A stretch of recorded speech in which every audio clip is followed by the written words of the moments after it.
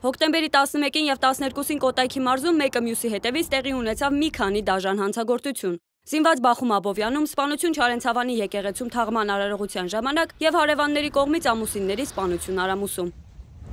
Հոկտեմբերի 11-ի գիշերը ժամը 1-ի սահմանում Աբովյանի կենտրոնում վիճաբանությունը վերածվեց կրակոցների և դանակահարության։ Իրավապահները դեպքի վայրից հիվանդանոց տեղափոխեցին 3 տուժածի։ Բոլորի վիճակը գնահատվում է ծայրահեղ ծանր։ Ոստիկանությունը հայտնաբերել է հանցագործության գործի կատրճանակը և զինված բախման այլ ապացույցներ։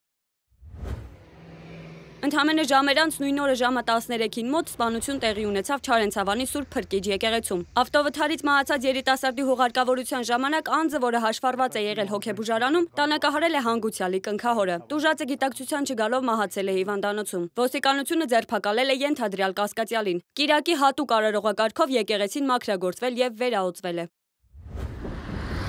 Արյունալի դեպքերի շարքը շարունակվեց հոկտեմբերի 12-ին Արամուս գյուղում։ Դաշտում հայտնաբերվեցին ամուսինների դիեր։ Իրավապահները պարզեցին, որ նրանց սպանել է հարևանը։ Նախնական տվյալներով կենցաղային վեճից հետո, որն ըստ Արամուսի բնակիչների ընդհանուր առմամբ ձգվում էր ավելի քան 20 տարի, 61-ամյա տղամարդը իր որսորդական հրացանով հետևել է ամուսիններին և դաշտում գնդակահարել նրանց։ Այնուհետև եղանով հարվածներ հասցրել արդեն մահացած ամուսիններին։ Իսկ հետո փորձել է հենց այդ դաշտում թաքցնել դիերը։ Մեր գործընկեր Նյուզեյեմի հետ հարցազրույցում Արամուսի գյուղացիներից մեկը նշեց, որ սպանության պատճառը գազարն է եղել։ Վիճել են իրանց առվով ցեխ աջուրա գնացել, գազարա լվանում։ Հիմա մեքենայից լցնում է այդ ջուրն էթում է։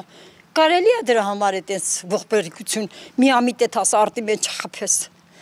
Միամիտ հետևներից սաղես այ ուղեղին ողնուղեղին։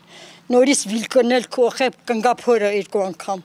Այս դեպքերը տեղի են ունենում մի իրավիճակում, երբ Հայաստանում սպանությունների պաշտոնական վիճակագրությունը վերջին տարիներին անհանգստացնող դինամիկա է ցույց տալիս։ Ըստ 2025 թվականի առաջին 7 ամիսների տվյալների Հանրապետությունում արձանագրվել է սպանության 42 դեպք։ Սա 10-ով ավելի է նախորդ տարվա նույն ժամանակահատվածում գրանցված 32 դեպքից, ինչը վկայում է այս տարի իրավիճակի զգալի վատ թարացման մասին։ 2024 թվականին Հայաստանում գրանցվել է սպանության 63 դեպք, դարձյալ աճելով նախորդ տարվա համեմատ։ Առանձնապես ծանր հանցագործությունների թիվն աճել է 25.1%-ով։ 2023 թվականին արձանագրվել է սպանության 55 դեպք, 2022-ին 58։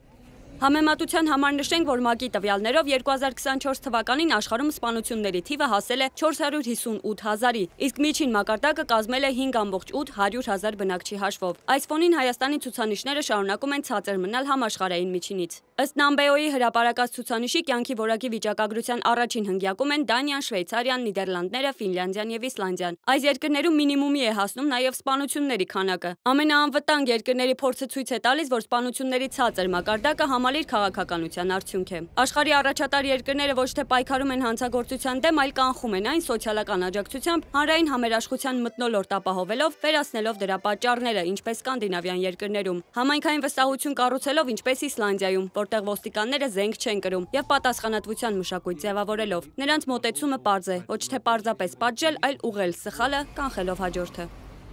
Մոնիկա Հայրոյան, Reopen Media։